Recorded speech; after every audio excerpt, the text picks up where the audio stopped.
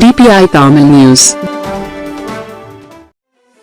குளியனூரில் ஸ்ரீதிருப்பதி அம்மன் ஆலய 36ஆம் ஆண்டு ஆடி 18 திருவிழா வெகு விமர்சையாக கொண்டாடிய பக்தர்கள்.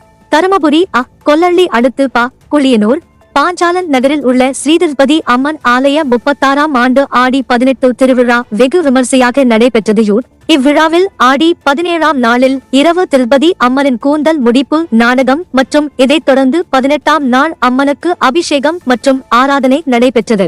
இவ்விழாவில் தருமபுரி மாவட்டத்தில் உள்ள அனைத்து பகுதிகளில் இருந்தும் ஏராளமான பக்தர்கள் அம்மனை தரிசனம் செய்தனர்.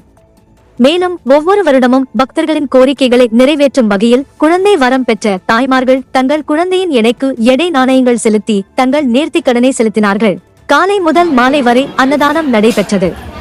இவ்விழாவினை விழா குழுவினர் சிறப்பாக ஏற்பாடு செய்திருந்தனர்.